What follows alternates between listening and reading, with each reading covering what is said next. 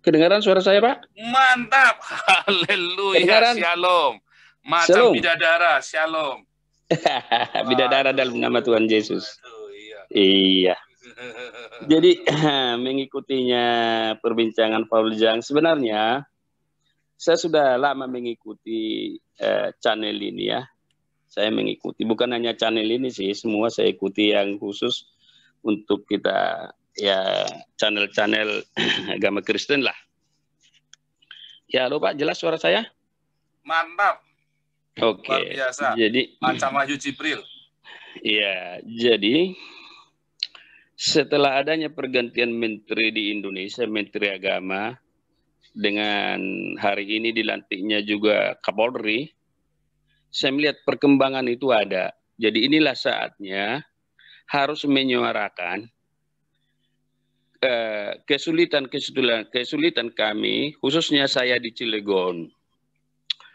Di mana kesulitan itu? Sejak Indonesia merdeka, Pak, 1945. Di Cilegon tidak ada gereja. Bukan berarti tidak ada penduduk. Oke lah, katakan itu mungkin di tahun 50-an tidak begitu banyak. Tapi setelah tahun 60-an, atau katakan aja ke tahun 70 saya angkat lagi, sudah berapa puluh tahun, itu tetap nggak bisa kami mendirikan gereja. Dikarenakan apa? Yang paling berat kami lalui adalah SKB 2 Menteri. Setiap ada urusan mengenai mau berdiri gereja, ada rumah ibadah, itu selalu dihalangi dengan alasan SKB 2 Menteri. Jadi masyarakat tidak mengizinkan gitu. Nah, salah satunya itu kan harus ada tanda tangan yang 60 KK. 60 KK kalau tidak salah saya itu agama non-Kristen. Bagaimana mungkin mendapatkan itu? Kan sangat sulit itu. Itu tidak bisa kami tempuh, Pak. Jadi usaha itu selalu sia-sia gitu. Nah, inilah yang membuat kami tidak bisa mendirikan gereja. Karena ada SKB 2 Menteri, mereka pun makin kencang lah. Yang notabene seharusnya pemerintah di sini harus proaktif, begitu. Tapi pemerintah mencari jalan aman. Kalau ada perbedaan, katakanlah larangan-larangan umat beragama, justru dari aparat-aparat terkait menyatakan, ya sudah, tutup saja. Ngeri. Bukannya menjembatani, bukannya menerangkan apa itu pasal 29 Undang-Undang Dasar 1945, bukannya diterapkan. Begitu loh. Malah menurut saya sih dengan adanya SKB 2 Menteri di zaman kala itu, inilah yang membuat kami malah jadi tertekan gitu. Sangat-sangat tertekan. Bagaimana bisa kami melakukan rakyat atau masyarakat sekeliling langsung menolak? Apa ada izin kalian? Bagaimana mau mendapatkan izin? Untuk menjalankan ibadah agama harus memiliki izin di negara tercinta ini. Nah, jadi disinilah kami sangat merindukan berdirinya gereja di kota Cilegon. Satu aja. Buat semua umat beragama, satu aja. Kami mau satu gereja itu kami pakai bergantian. Tapi alangkah eloknya kalau lebih dari satu. Begitu. Namun pun demikian, kami tetap mengalah di sini. Mengalahnya sampai kami dipindahkan di dalam satu gereja asrama ketenteraan atau lokasi tentara lah, yaitu Kopassus.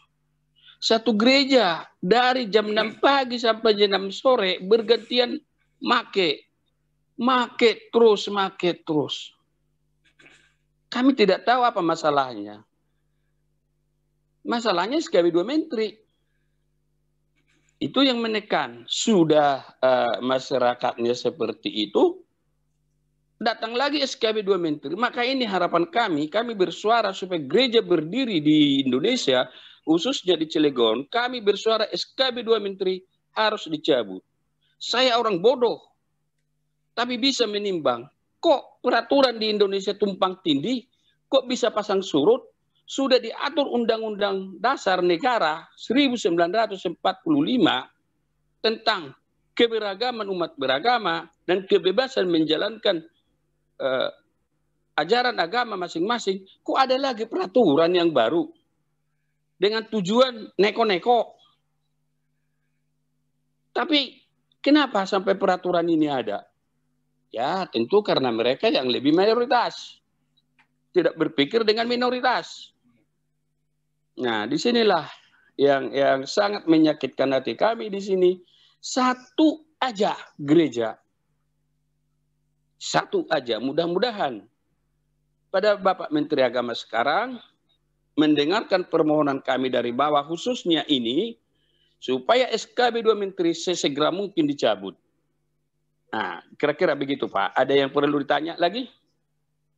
Loh Pak, di GKI Yasmi itu sudah komplit semua saja tetap dilarang loh Pak. Nah, itu dia. Iya, jadi saya kira bukan masalah SKB-nya, masalahnya Bapak teriaknya kurang keras kali Pak. Teman-teman bagaimana Boleh, di Pak. sana? Teman-teman di Cilegon, teman-teman Kristen di sana, kan ada seperti kayak BAMAK atau seperti apa namanya Badan Kerjasama Gereja kan? Ada BKSG, Badan Kerjasama Gereja ada. Ya. Tapi apa yang mereka perbuat di zaman kala itu sebelum SKB 2 Menteri, kalau mengurus izin gereja kan dipertanyakan itu tanda tangan yang 60 orang tadi. Bagaimana mungkin Pak non-Kristen menandatangani untuk mendirikan rumah ibadah orang Kristen? Dia kan malu, dia kan takut entar diteriakin temannya, "Woi kafir, kafir," kan gitu. Pastilah mungkin ada di antara mereka yang mau, tapi kan pasti tertekan gitu Pak. Jadi bagaimana orang mau mengurus izin gereja? Saya tidak salah ingat Pak, pernah mau ada didirikan gereja tahun 91 apa 92, saya lupa tahunnya Pak. Langsung datang orang segerombolan melarang. Lah untuk apa lagi? Diulang-ulang. Buang-buang kalori. Sudah tidak bisa. Seiring waktu berjalan lagi tambah mempersulit. Kan menjadi dilema. Tidak diurus. Bilangnya tidak pernah ngurus izin gereja. Diurus. Bagaimana melangkahi yang satu itu Pak? Masih lebih baik kita melangkahi 7 mayat daripada melangkahi peraturan yang satu itu. Nih, saya pernah dengar, saya tidak tahu, saya bukan ahli hukum sih ya, bahwa setiap perumahan developer di Indonesia itu, khususnya di Cilegon, diwajibkan membangun rumah ibadah. Tetapi kok tidak bisa dibangun untuk rumah ibadah orang Kristen satu aja? Kalau untuk saudara Muslim dibangun banyak silahkan monggo. Tapi kasihlah kami satu aja. Perumahan itu di Cilegon banyak berdampingan Pak. Bukan satu perumahan dengan perumahan lain jauh. Enggak. Ada perumahan satu berdampingan dengan perumahan satu dengan satu. Coba berapa puluh hektar luasnya satu perumahan. Berapa luas? Kalau penduduk di sana minimal 200 kakak pasti ada dari 2-3 perumahan. Bisa lebih. Apakah tidak boleh dikasih gereja satu untuk ini? Tidak bisa Pak sama mereka. Langsung dihalangi. Tapi bagaimana di sini? Kami sebenarnya sangat merindukan. Mau duduk bersama. Bagaimana caranya supaya gereja itu bisa berdiri satu aja di kota Cilegon. Mudah-mudahan ya teriakan sekarang yang bisa di era zaman terbuka bisa didengarkan oleh pemerintah. Please, please. Kalau saya tidak tahu bahasa Inggris, please give me what the church. Please. Haleluya. Ya. Tidak harus 2. Tidak harus 3. Lebih elok kalau dikasih 2. Apa salahnya, Pak? Dikasih 1 lahan untuk kami. Nih, kalian orang Kristen di sini dah. Ini izin kalian beli tanah ini nih. Kan boleh, Pak. Saya boleh menggerutu nih. Emang orang Kristen tidak bayar pajak? Emang kami orang Kristen tidak punya sumbangsi untuk negara? Saya punya pengalaman dulu ketika saya ada ibadah di rumah, Pak. Almarhum sudah dia sekarang, Pak Kiainya. Saya didatangin untuk tidak melakukan kedua kali lagi. Saya berikan pertanyaan kepada seseorang tersebut. Pak, bila anak kami tidak dibangun, tidak dididik dengan rohani, sudah siapkah jemuran Bapak nanti akan hilang semua? Lah, anak kami tidak ada pengetahuan, mereka tidak tahu dosa. Itu nanti diambilin semua jemuran kalian. Sudah siap? Atau ayam kalian, ternak kalian, kambing kalian. Jangan disalahkan. Lah mereka tidak pernah dididik dalam rohani. Sudah siap atau menjadi penjahat? Apa mau seperti itu? Sementara yang salah adalah orang tua tidak mendidik. Bagaimana mendidik? Nah, disinilah terjadi argumentasi. Bagaimana saya bisa menang argumentasi? Nggak ada jalan cerita. Yang ada bandel di saya. Saya terusin. Luar biasa. Mau dibakar-bakarlah di situ. Dalam hati saya bakar, banyak saudara saya yang nolong saya. Bakarlah rumah yang tidak diplester itu. Besok jadi bertingkat. Ya. Saya ada percaya sama Tuhan. Pasti. Kalau saya minta uang nggak bakal dikasih. Kalau rumah saya di gereja, dia dibakar, dibilang gereja padahal tidak.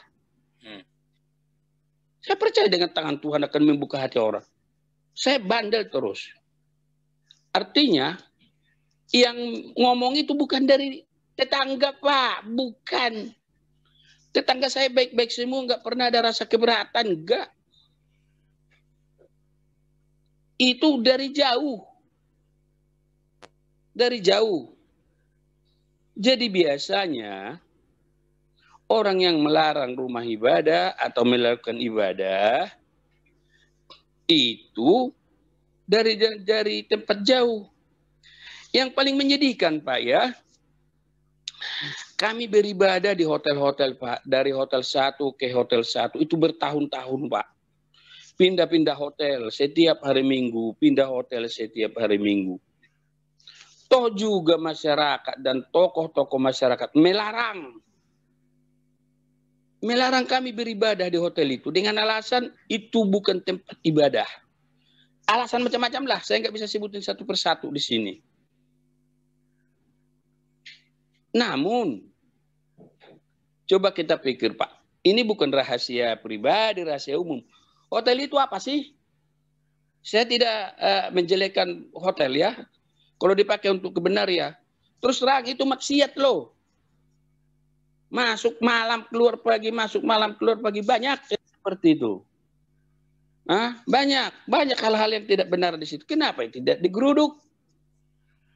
Orang yang menjalankan ibadah, kebaikan.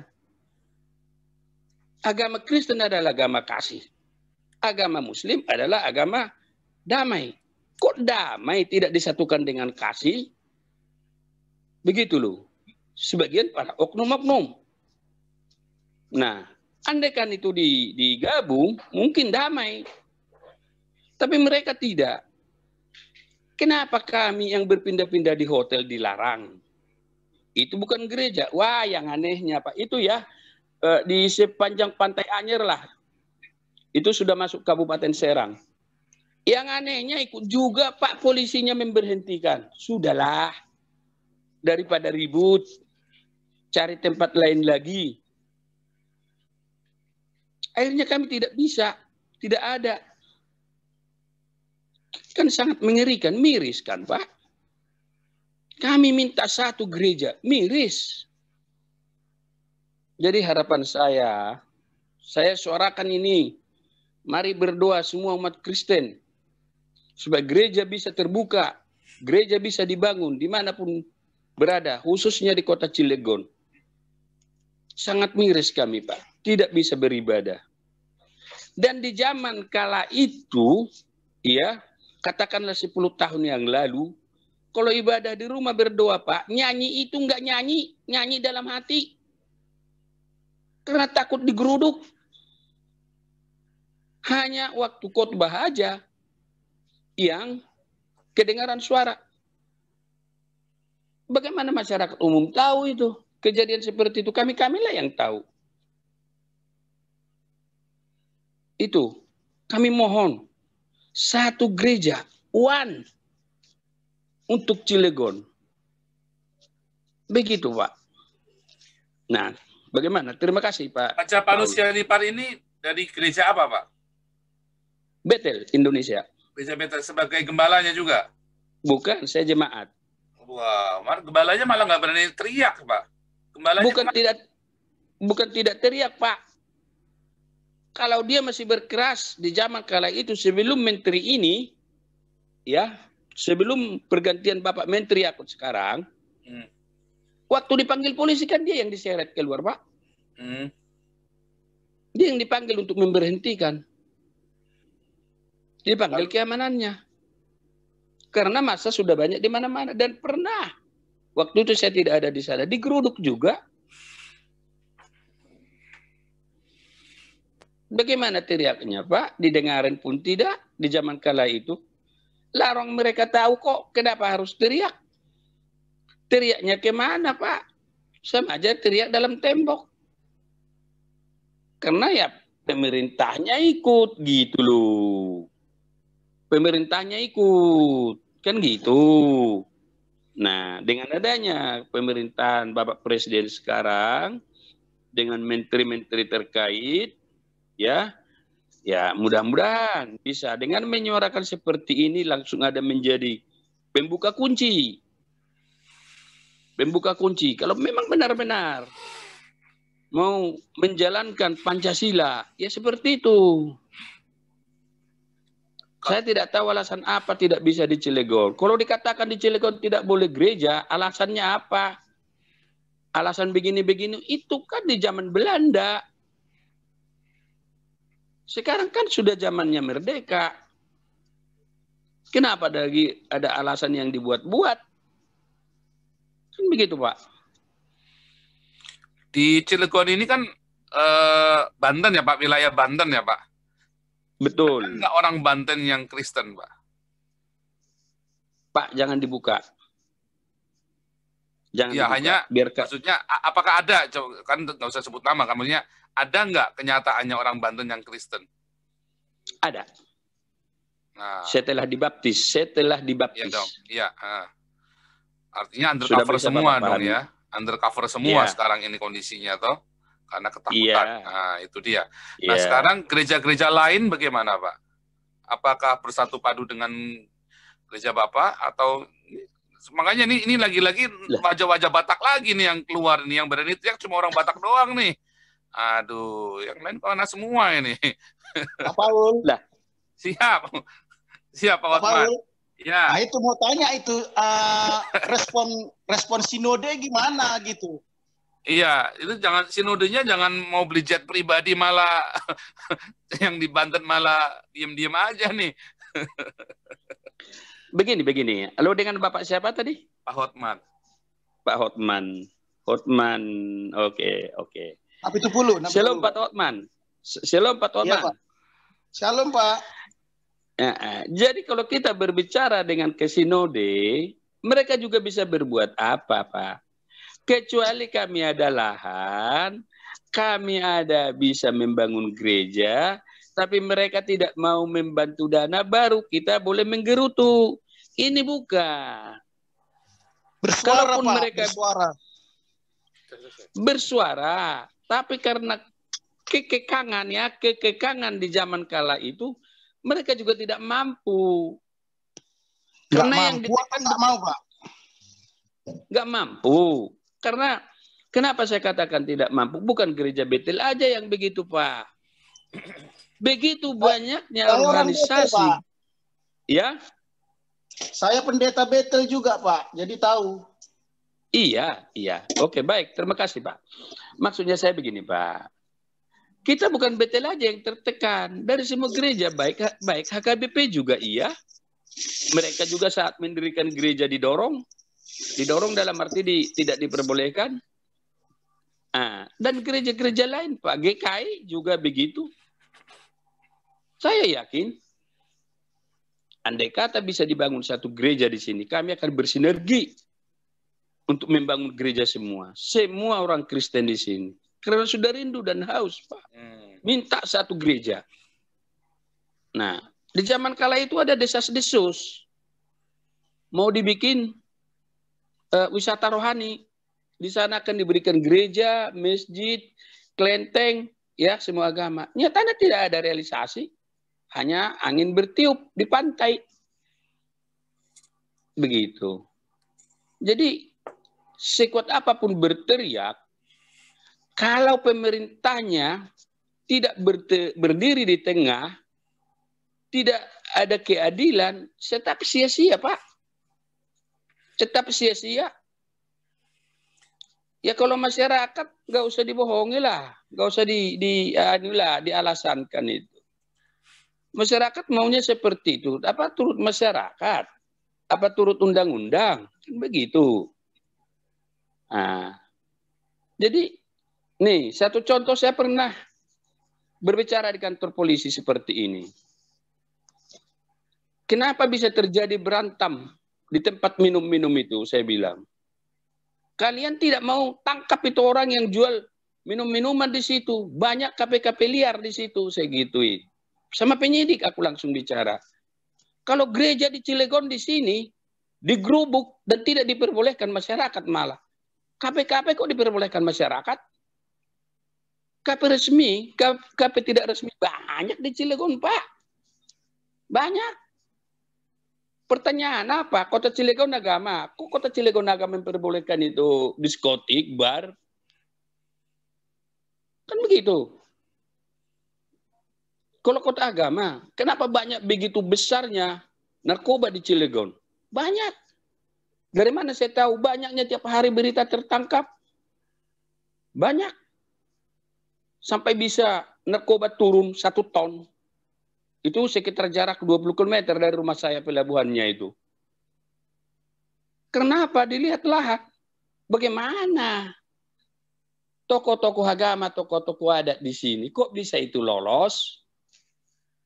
Gitu loh. Lah gereja yang membangun kebaikan buat masyarakat kok malah ditutup, kok malah dilarang?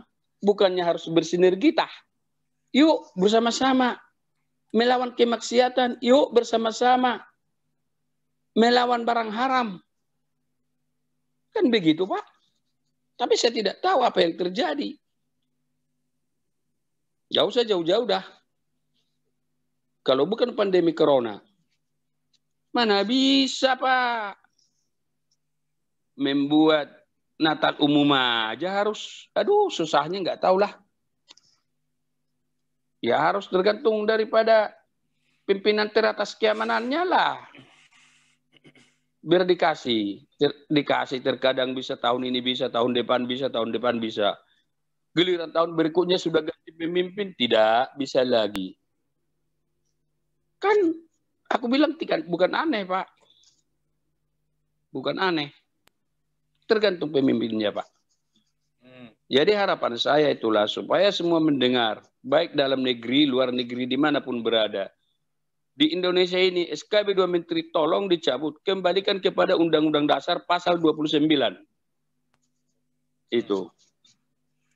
Oke, Pak. Oke, itu dulu. Kita lihat ada suara rakyat jelata yang ditulis di media massa ya, di apa namanya, salah satu situs Quora. Lihat Anda di layar. Ini dari Neralit, staf instansi pemerintah. Iya. Saya bacakan ya, karena izin membangun rumah ibadah. Ini sebetulnya pertanyaannya gini, mengapa di kota Cilegon tidak ada gereja? Ya ini Quora nih ya. Mengapa tidak ada gereja di Cilegon? Nah, terus Neralit ini dia bilang, karena izin membangun rumah ibadah untuk umat non-muslim hanya diizinkan di kota Serang. Saya pernah tinggal 2 tahun di kota Cilegon karena saya kuliah di sana. Saya akan menjawab dengan memberikan beberapa fakta dari berbagai sumber dan pengalaman pribadi. Masyarakat dan ormas merasa resah dengan adanya gereja. Saya tidak setuju jika ada rumah ibadah Kristen di kota Cilegon karena tidak akan menimbulkan kedamaian di Cilegon. Emang gereja Bapak ada bikin ruwet apa di sana nih Pak? Yang ada konflik terus terjadi, kata Ketua Majelis Ulama Indonesia Kota Cilegon, Sayuti Ali. Dikatakan oleh salah satu tokoh agama bahwa ada wasiat para ulama Banten, khususnya ulama Cilegon sejak dulu yang tertuang dalam SK Gubernur Jawa Barat, kala itu yang berisikan larangan adanya gereja di Cilegon dan hanya dibolehkan di Serang saja. Kemudian kan dia PNS ya, ibu ini PNS. Saya mencari SK tersebut belum ketemu, seperti sudah cukup lama. Terus umat Kristiani di Cilegon tiap hari Minggu akan beribadah ke Serang dengan menempuh waktu 30 sampai 60 menit tergantung jarak, moda transportasi dan akses jalan yang ditempuh. Kemudian PT Krakatau Steel memberikan fasilitas peminjaman bis setiap minggu pagi bagi umat Kristiani Cilegon untuk diantar ke Serang. Jujur sebagai salah satu umat Kristiani, saya menanggapi hal ini biasa saja. Tidak sulit bagi saya untuk menempuh 1 jam untuk beribadah. Hanya saja untuk berkumpul untuk beribadah kecil yang biasa dilakukan di hari-hari biasa, kami harus melakukannya diam-diam. Tadi seperti kata Pak Sianipar. Karena tidak ada tempat. Ibadah kecil ini biasanya dilakukan di malam hari setelah kami selesai beraktivitas kerja kuliah, yang mana kami tidak mungkin ke Serang. Jadi kami melakukannya di Cilegon. Jadi kami harus melakukannya diam-diam tadi itu ya, nyanyinya dalam hati. Seperti tikus bergantian masuk ke sebuah ruko agar tidak mencolok. Di lantai 2 kami berkumpul, sharing, bernyanyi pelan-pelan, berdoa, bercengkerama sebentar. Wah, pengalaman yang berharga banget pokoknya buat saya pribadi. Ya. Pak, di negara komunis saja nggak begini, Pak. Saya kan pernah ke Cina bolak-balik, Pak. Iya. Ini Bapak lagi dijajah ini, Pak. Bapak nggak merasa dijajah nih, Bapak nih. Boleh saya tanggapi, Pak, beritanya? Iya, boleh. Ya. Si Bapak yang menyatakan bahwa di gereja di Cilegon tidak boleh, sepintas dulu sudah berita burung di telinga kami. Ya. Menjadi pertanyaan, si pembuat berita itu warga negara Indonesia enggak? Menerima Pancasila enggak? Apakah Cilegon tidak Indonesia? Indonesia. Apakah beda undang-undang khusus untuk Cilegon? Tidak. Disinilah aparat pemerintah harus tegas menekan orang-orang seperti ini. Harus memberikan pengarahan kepada masyarakat bahwa kita ini negara Pancasila. Boleh dibilang Indonesia merdeka, Cilegon merdeka. Apa beda pejuang di Cilegon dengan pejuang di Kalimantan? Kan bersatu semua. Apa beda pejuang dengan di Tapanuli asal kami sana ataupun di Surabaya? Kan bersatu padu semua. Nah, kenapa dia katakan tidak boleh dari ini sesepuh ini? Itu harusnya yang dihilangkan. Harus dirubah. Saya pernah juga kabar burungnya, DPRD Cilegon sudah pernah menyinggung itu. Tapi sebagian DPRD setuju tidak setuju. Cuman itu hanya cerita teman kepada saya. Nah, kalau berita itu tadi dikatakan ada surat seperti itulah jawabnya dari saya. Apakah Cilegon tidak Indonesia? Kalau Indonesia undang-undang dasarnya apa? Berarti peraturan yang dibuat itu tidak masuk di dalam kategori bangsa Indonesia. Harus dikesampingkan itu peraturan. Karena tidak berdasar. Kalau daerah istimewa Yogyakarta dibikin daerah istimewa, ada berdasarnya di sana. Kalau di sini melarang gereja, apa berdasarnya? Apa pernah orang Kristen menyembelih orang-orang Banten? Tidak ada sejarah. Justru pejuangnya bersaudara. Nah, terus yang dikatakan tadi, di rumah-rumah kecil, ya itu kenyataan, realita. Kalau dikatakan kami tidak ambil pusing, ya terus mau bagaimana lagi?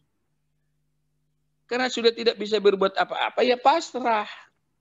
Ya memang seperti itu sampai sekarang, Pak. Coba dilanjut, Pak. Masih ada beritanya? Biar kita tanggapi. Oh, banyak, Pak. Ini Ini baru satu yang curhat tadi ini. Nah, ini nih. Cuman ini yang sebentar ya. Oh, iya. Ini yang dari Quora dulu ya. Ini banyak Pak, Bentar, tapi dari Quora dulu. Silakan. Saya tambahan lagi. Ya. Tadi katanya ada gereja di Cilegon. Enggak ada gereja di Cilegon. Kalau ketahuan dibubarin.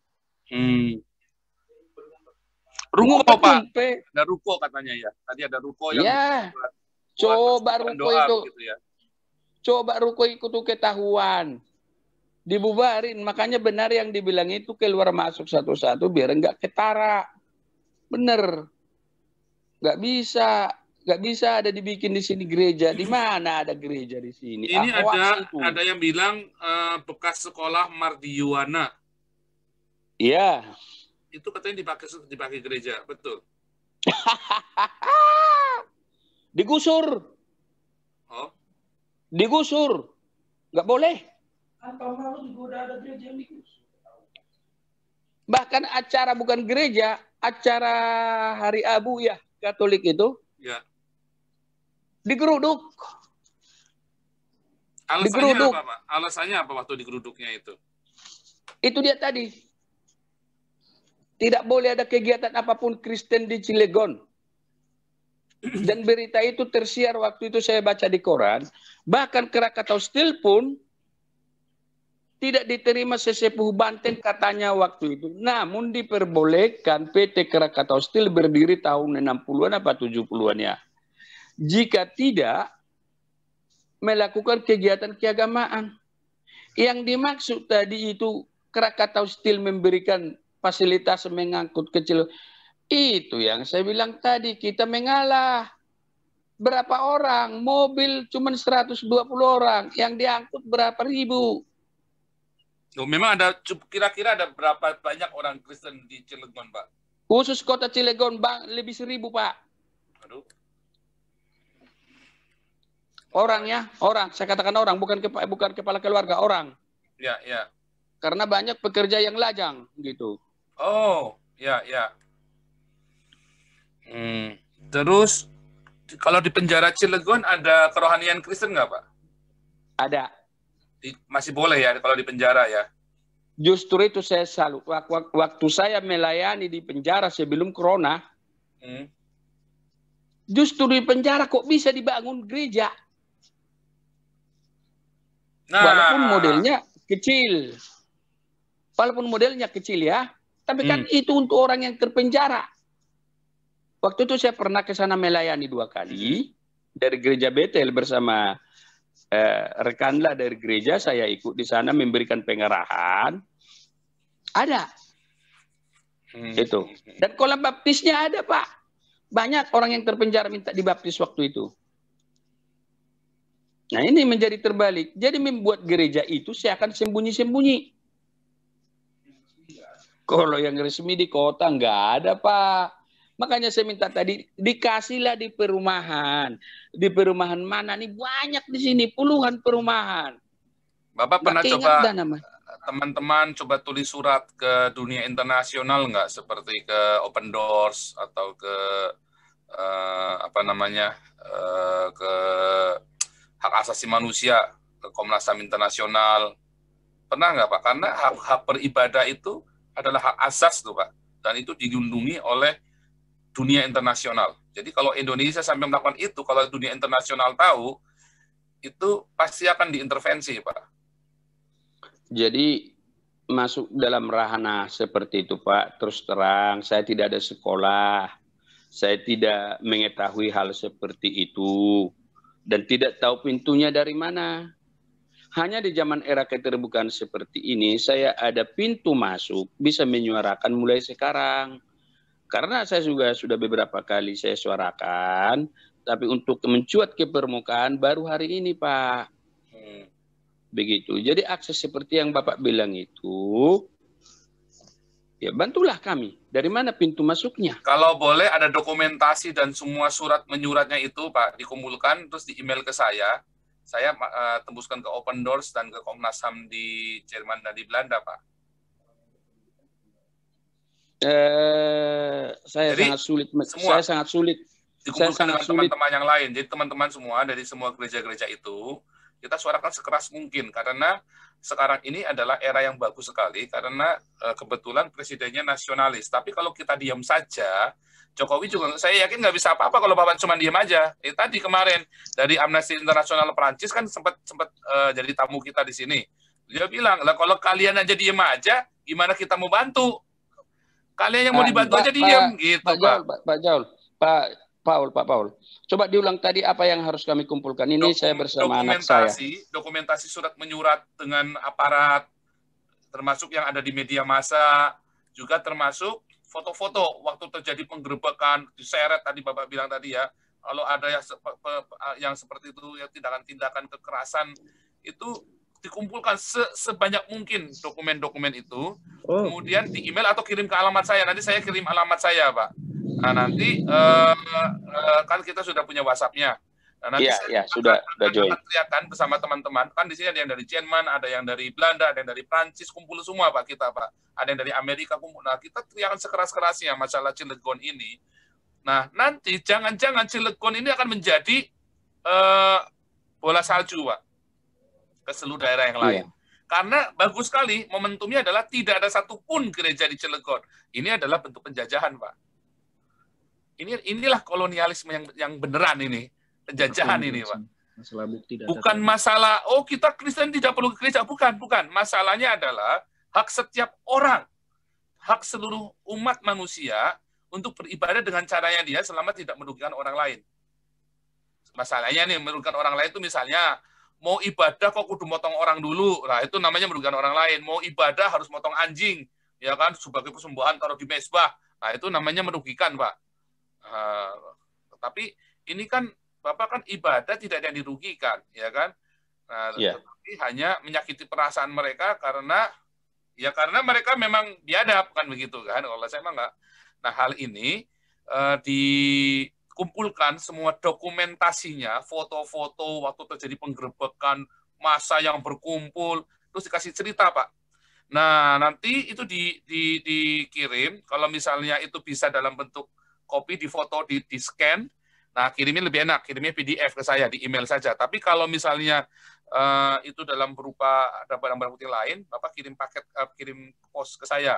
Nanti saya kirim, nanti kita di sini, kita atur, kita kirim ke Open Doors, ke Komnas HAM di sini, itu akan didengar, Pak. Open Doors itu yang paling banyak ngasih tekanan-tekanan ke pemerintah di seluruh dunia, aktivitas mereka. Nah, ada satu lawyer-nya Open Doors, dulu pernah sama kita Horst Smith, dulu pernah live di sini juga. Itu lawyer-nya Open Doors, itu sangat dekat dengan saya, beliau itu. Nah, itu kita juga, dan ada satu politikus di Jerman dan di Belanda juga, yang bisa ngopiak-ngopiak yang begitu-begitu, Pak. Kerjaan saya di sini kerjaan begituan, Pak. Gitu, Pak.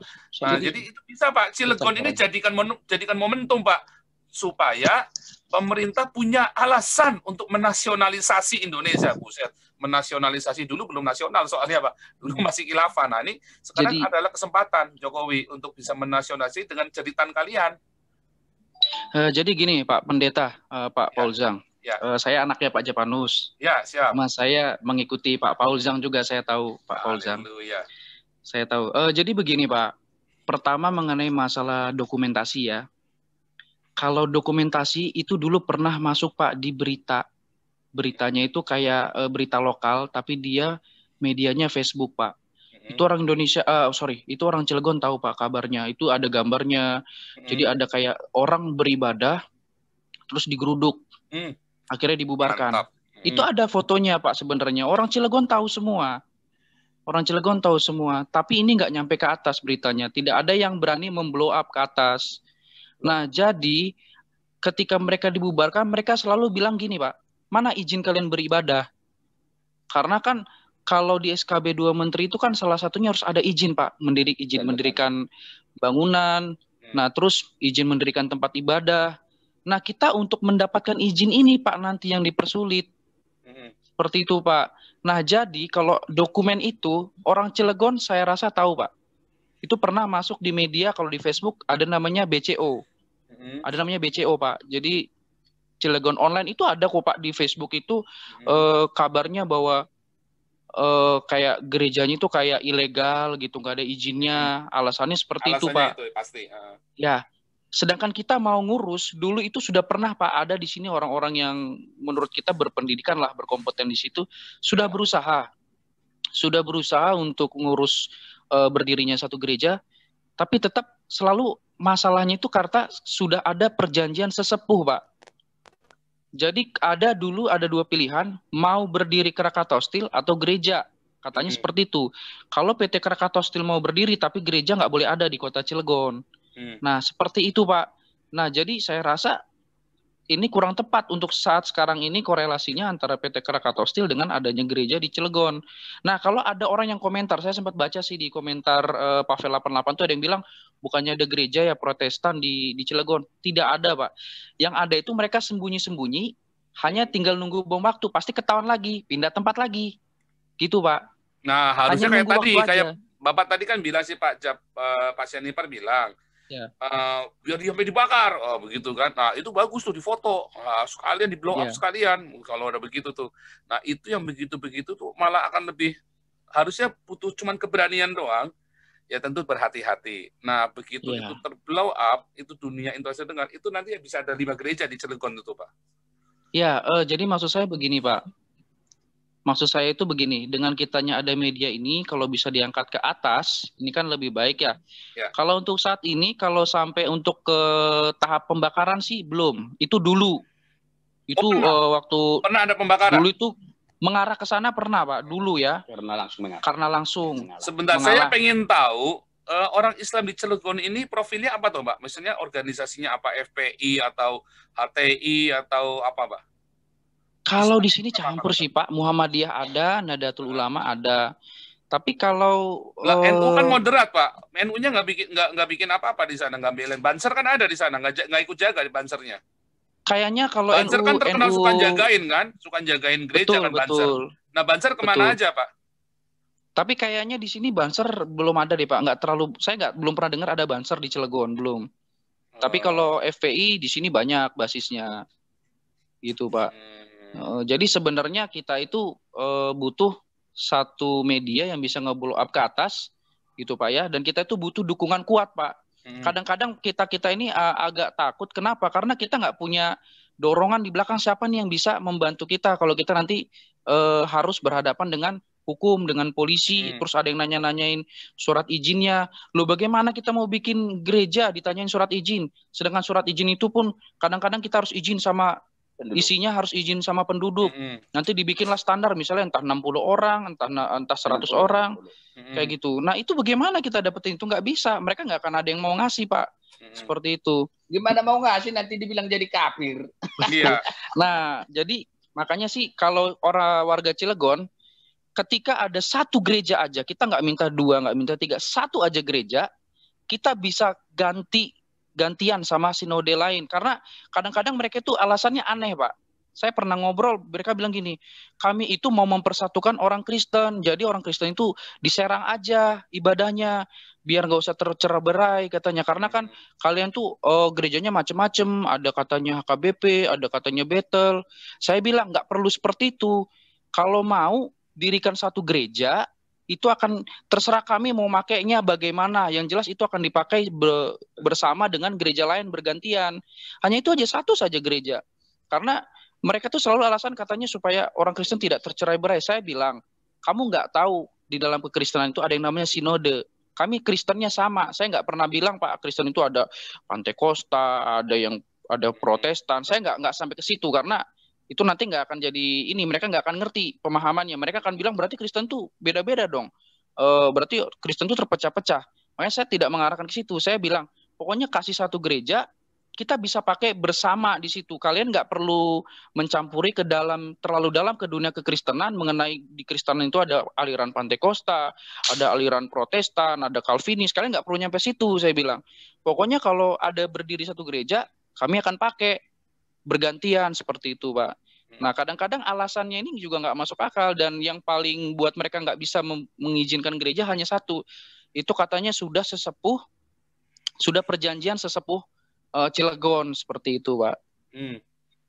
Makanya ya di sini kami sangat merindukan Pak berdirinya satu gereja kayak kemarin itu GBI ya, gereja GBI, gembala sidangnya Pak Petrus itu setiap minggu, bayangkan Pak, setiap minggu ini saya terbayang setiap minggu itu harus ganti tempat mereka Pak. Kita ganti tempat. Jadi kadang sudah di booking nih satu tempat di hotel, terus paginya di cancel Pak. Bayangkan gembala sidang itu sampai mencari-cari tempat lagi untuk tempat ibadah gitu Pak, sampai sebegitunya gitu Pak. Makanya ya kita sangat merindukan sih Pak satu tempat saja di kota Cilegon yang dijamin oleh pemerintah, tidak diganggu oleh orang. Jadi kita merasa bahwa ini ada loh pelaksanaan undang-undang itu sama kita, bahwa kita ini memang sudah. Bentar, Kapolda kan dulu Kapolri, sekarang kan dulu Kapolda Banten dulu Pak. Betul, kalau nggak salah ya Pak, ini kalau nggak salah ya. Kalau nggak salah pernah dulu juga kayaknya banyak yang kurang suka sama Kapolda itu Pak. Kayaknya pernah di demo atau apa gitu Pak. Iya. Cuma saya nggak tahu persisnya Pak. Gitu. Ada beritanya, ada ditolak memang, ditolak dari Kapolda Banten. Mengenai masalah dulu Kapolda, sudahlah yang manis-manis saja lah. Demo berjilid-jilid dulu itu Pak. Demo berjilid-jilid itu. Makanya cuma 2 tahun. Oke. 2 tahun itu.